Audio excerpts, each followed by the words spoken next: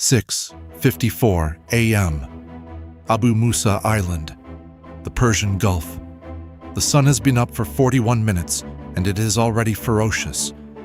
A white disk hammering down on a small flat island that sits at the mouth of the Strait of Hormuz, like a cork in the neck of a bottle. Abu Musa is 27 square kilometers of scrub, rock and sand, administered jointly by Iran and the United Arab Emirates in an arrangement that has been disputed, contested, and periodically renegotiated for half a century. It has a small population of Iranian workers, a UAE Coast Guard post, a desalination plant, and, as of 11 months ago, a joint US-UAE military advisory facility. A 12-man team of U.S. Army Special Forces advisors and 3 U.S. Navy technical specialists embedded with the UAE garrison, helping to build the island's radar and communications infrastructure as part of a broader Gulf security cooperation program. 15 American military personnel on an island 17 nautical miles from the Iranian coast. At 6:54 a.m., 4 Iranian Revolutionary Guard Corps fast patrol craft emerged from the dawn haze to the north, running fast and low across the water. Behind them, 2 larger IRGC landing craft, the kind used to transport light vehicles and personnel, were closing at their best speed. Above the formation, a single Iranian Shahed 129 reconnaissance drone orbited at altitude, its cameras feeding a live picture to the IRGC commander aboard the lead patrol craft. In Tehran, the operation had been approved 48 hours earlier at the highest levels of the Islamic Revolutionary Guard Corps. Its strategic rationale was elegant in its simplicity. Abu Musa was Iranian, or so Tehran had always claimed, and the presence of American military advisors on the island was in the framing that the IRGC had presented to the Supreme National Security Council an intolerable provocation. The seizure of the island and the capture of the American personnel would accomplish 3 objectives simultaneously. It would assert Iranian sovereignty over disputed territory in a manner that created facts on the ground. It would give Iran 15 American hostages, Special Forces soldiers and Navy technicians whose fate would dominate American domestic politics for months, and whose release could be negotiated at a price that served Iranian strategic interests. And it would demonstrate to the Gulf states and to the broader region that the American military presence in the Gulf was not the guarantor of security it claimed to be. That Iran could reach inside that presence, take American soldiers, and dare Washington to respond. The IRGC commander had been told the operation would be complete within 90 minutes of first contact. The American advisors were lightly armed. Personal weapons, no crew-served systems, no air defense capability. The UAE garrison was small. The nearest U.S. military installation capable of mounting a response was Al Daifra Air Base in Abu Dhabi, over 150 kilometers away. By the time any response could be organized, approved, and executed, the Americans would be aboard an Iranian vessel heading north toward the mainland port of Bandar Abbas. The operation would be over. The hostages would be in Iran. The negotiation would begin on Iranian terms. He had made 6 catastrophic mistakes. First mistake: the IRGC patrol craft had been detected before they cleared the Iranian coast. An MQ-9 Reaper drone from the 46th Expeditionary Reconnaissance Squadron, operating out of Al Daifra Air Base on a routine Gulf surveillance mission, had been conducting a racetrack patrol pattern over the central Gulf at an altitude of 25,000 feet, when its sensors detected the pattern of 4 fast patrol craft and 2 landing craft leaving Bandar Abbas on a heading directly toward Abu Musa. The time was 5:31 a.m., 83 minutes before the vessels reached the island. The MQ-9's sensor operator flagged the contact pattern as anomalous. 6 vessels in tactical formation was not normal fishing or commercial traffic, and transmitted an alert to the Combined Air Operations Center at Al Udeid Air Base in Qatar at 5:34 a.m. The CAOC duty officer assessed the contact pattern, cross-referenced it against intelligence reporting that had flagged increased IRGC naval activity in the previous 72 hours, and issued an immediate alert to U.S. forces in the Gulf region at 5:38 a.m. 76 minutes of warning. The American advisors on Abu Musa received their alert at 5:41 a.m. They had 73 minutes before the IRGC arrived. Second mistake.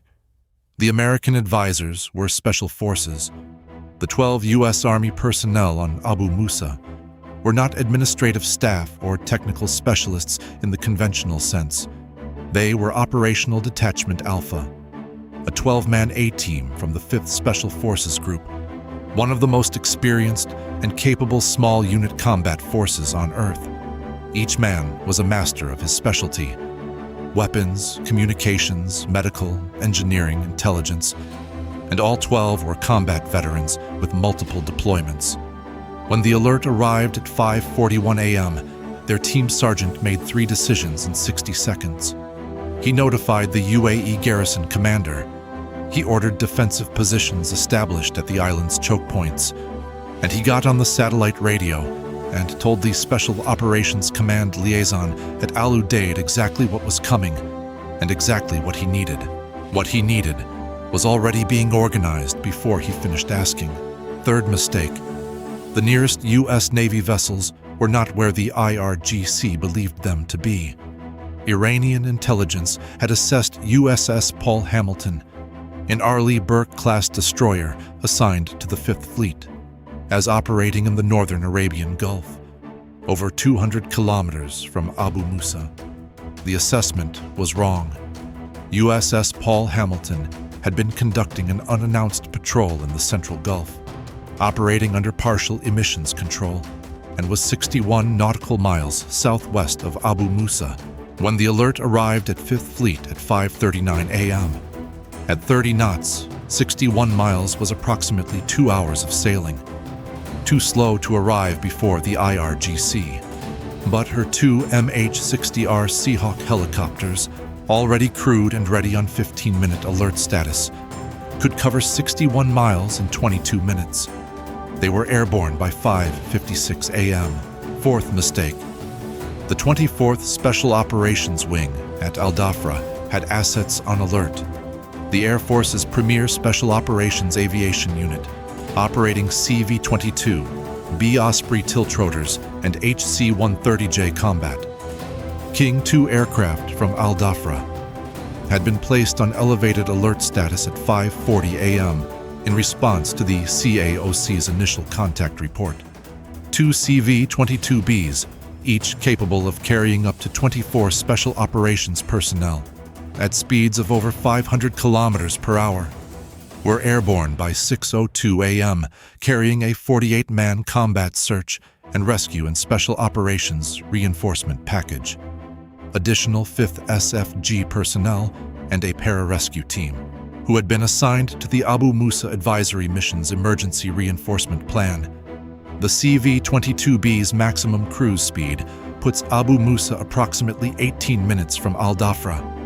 The reinforcements would not arrive before the IRGC vessels reached the island. They would arrive during the fight. Fifth mistake. The island had defensive terrain the IRGC had underestimated. Abu Musa is not flat.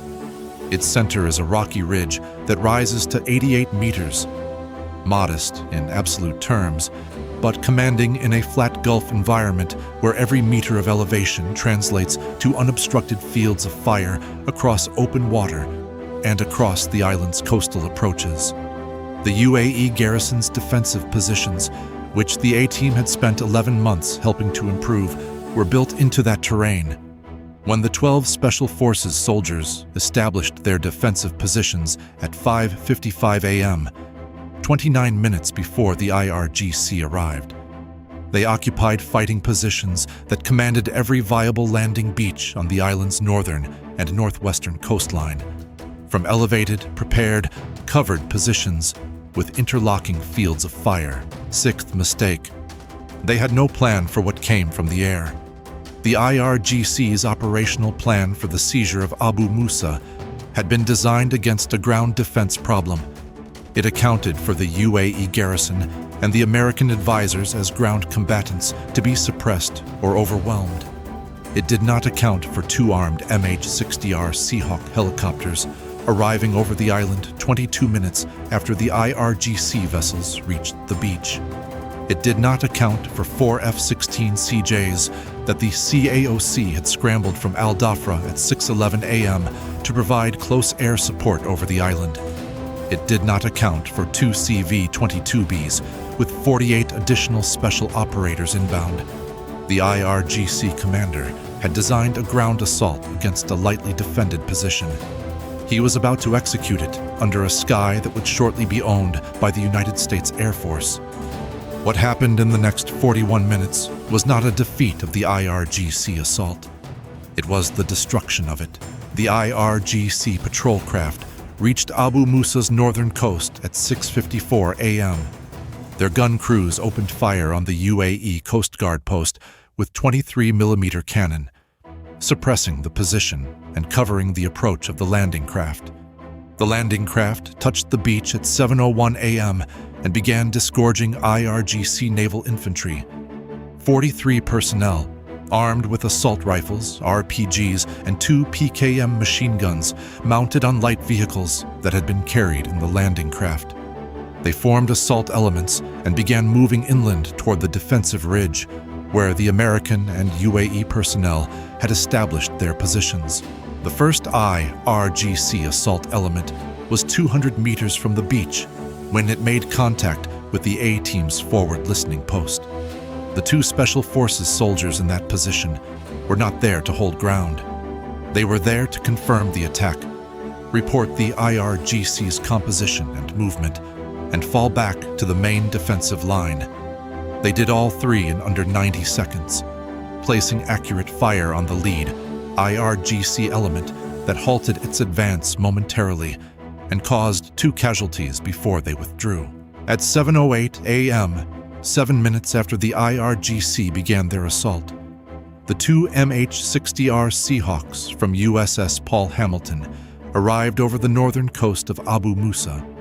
They had flown at maximum speed from the moment of launch, their crews monitoring the tactical radio net throughout the transit. The lead Seahawks FLIR system acquired the IRGC patrol craft standing off the northern beach, and the remaining landing craft immediately. The tactical net crackled with a brief exchange between the Seahawks aircraft commander and the A-Team's team sergeant.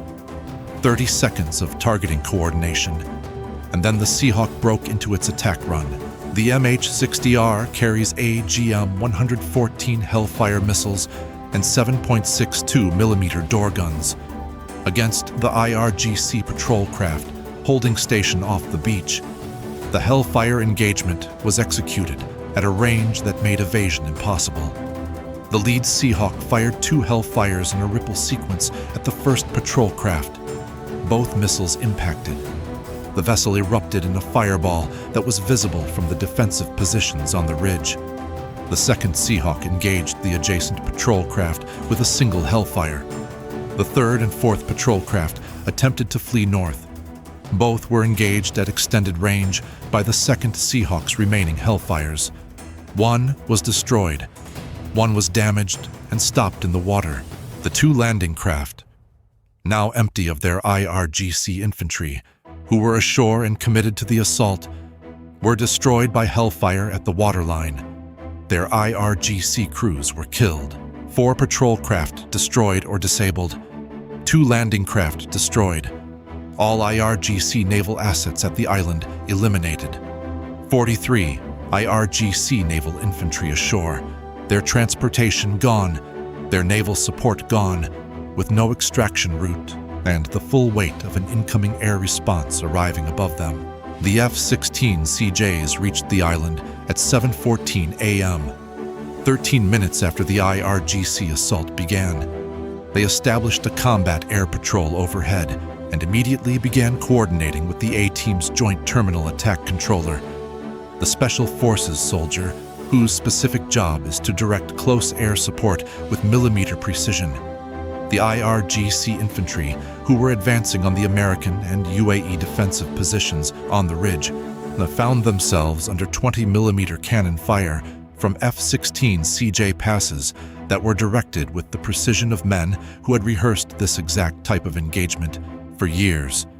2 F-16CJ gun runs broke the primary IRGC assault element before it reached the ridge crest.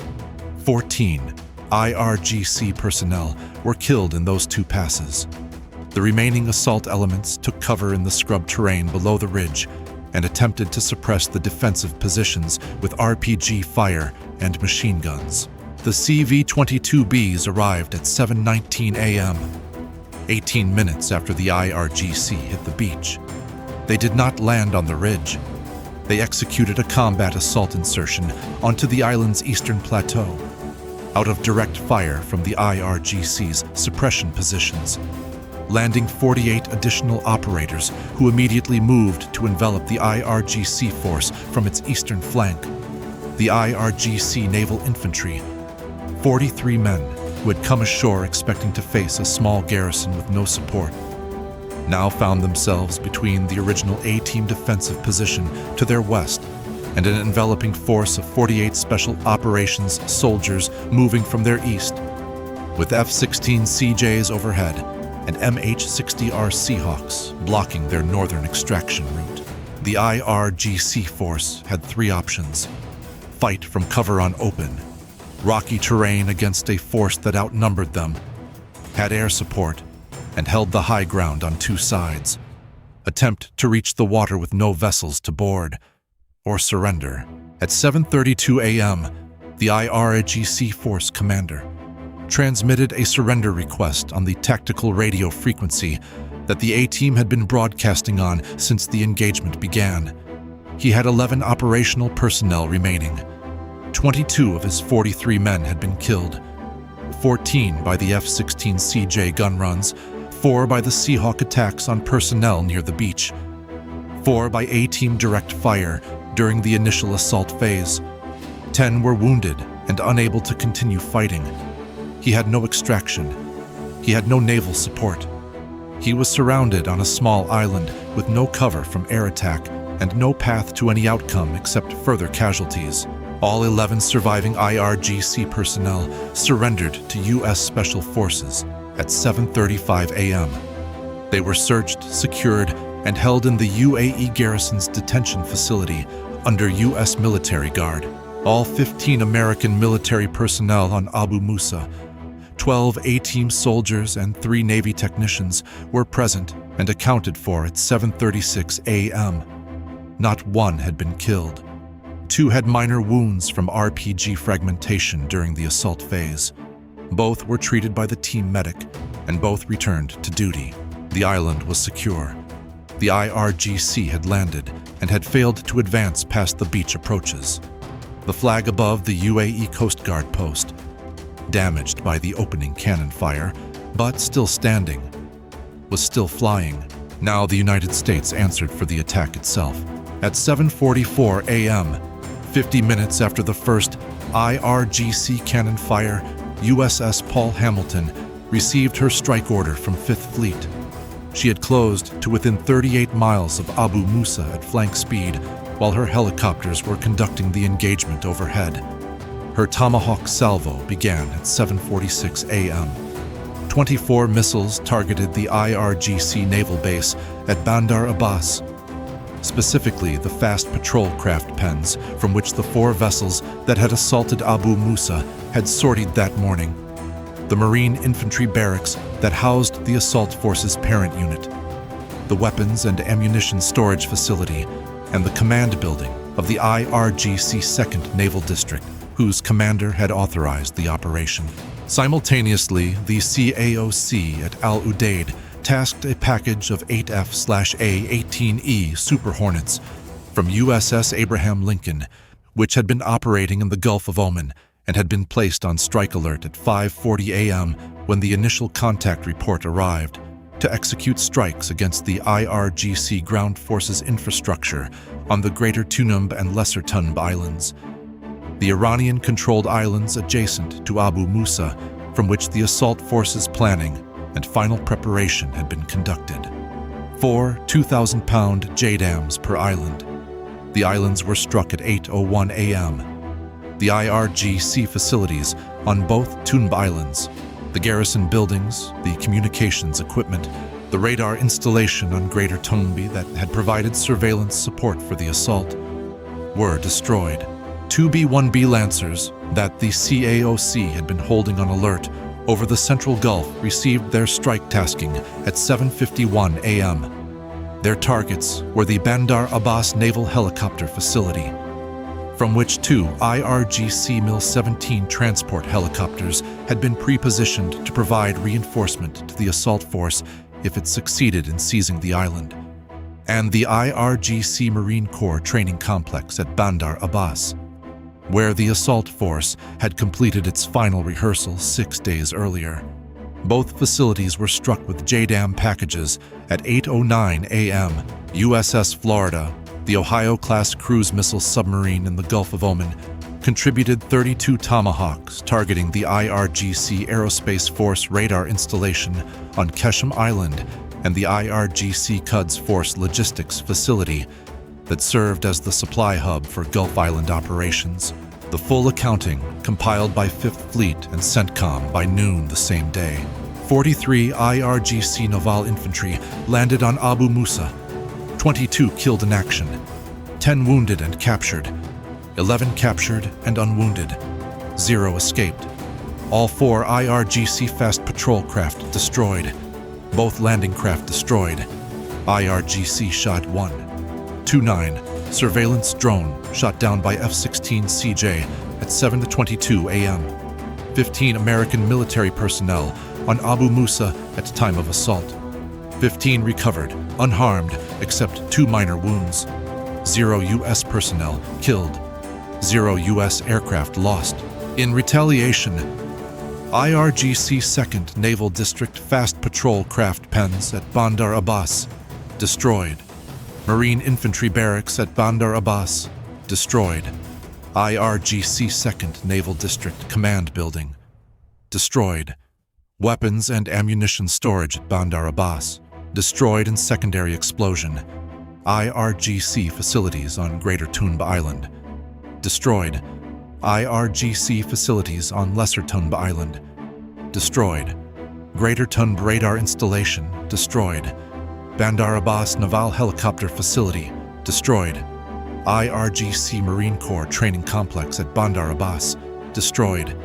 Keshem Island radar installation destroyed. Keshem Island IRGC Logistics Facility destroyed. Total IRGC personnel killed across all strike packages, 179. Total U.S. casualties across the entire operation, 2 minor wounds, both returned to duty. In Tehran, the IRGC commander, who had briefed the Supreme National Security Council with confidence 2 days earlier, sat in silence as the battle damage reports arrived. The assault force that was supposed to capture 15 American hostages and hold them on Iranian soil while Tehran dictated terms had instead been destroyed on the beach of the island it was supposed to seize. 11 of its personnel were now in U.S. military custody on Abu Musa, a fact that presented the IRGC with a diplomatic problem that was precisely the inverse of the one it had designed the operation to create. The naval base from which the operation had launched was burning. The training complex where the assault force had rehearsed was destroyed. The islands that had supported the operation's surveillance and logistics were stripped of their military infrastructure. The 15 Americans that the IRGC had come to take were sitting on the ridge of Abu Musa, watching the smoke rise from Bandar Abbas 40 kilometers to the north, eating breakfast and writing their after-action reports. In Washington, the president made a brief public statement at 10 a.m. American military personnel had been attacked on a partner nation's territory.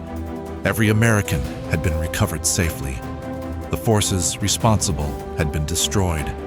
The infrastructure that supported them had been eliminated. He concluded with one sentence that needed no elaboration. We found them before they found us. He was right. 73 minutes of warning from an MQ-9 crew had made it so. Abu Musa remained under UAE administration. The defensive positions on the ridge that the A-team had spent 11 months building and had defended for 41 minutes on this morning were inspected, repaired where needed, and improved. The UAE Coast Guard post was repaired. The flag was replaced. The advisory mission continued, because that is what the United States does. The advisory missions continue. The partnerships are maintained. The islands remain with the allies who administer them. And the message to anyone watching from 40 kilometers to the north, across the water, where the smoke from Bandar Abbas was still rising into the Gulf morning air, was simple and permanent. You cannot take Americans, not from a desert island, not from a mountain, not from the sea, not from anywhere. Because wherever Americans are, there is an MQ-9 watching the approaches. A destroyer within Seahawk range. Special Forces soldiers who have rehearsed the defense of exactly that position, and a strike package that will reach the infrastructure that sent the assault force before the assault force has finished failing. 41 minutes. That was the duration of Iran's operation. 41 minutes from first cannon fire to the surrender of the last IRGC soldier on a beach that the IRGC thought it owned. 41 minutes, 15 Americans safe, 11 IRGC prisoners in U.S. custody, and Bandar Abbas burning on the horizon. This is what happens when you come for American soldiers. You do not find them helpless. You do not find them isolated. You find them warned, prepared, reinforced, and supported by a military apparatus that saw your vessels leave port 83 minutes before you arrived, that had helicopters airborne before you touched the beach, and that had already written the legal authorization and loaded the Tomahawks before your landing craft dropped their ramps. You come for 15 Americans. You lose 41 minutes, 22 men, 4 patrol boats, and the naval base you launched from. And the 15 Americans eat breakfast on the ridge and watch your base burn.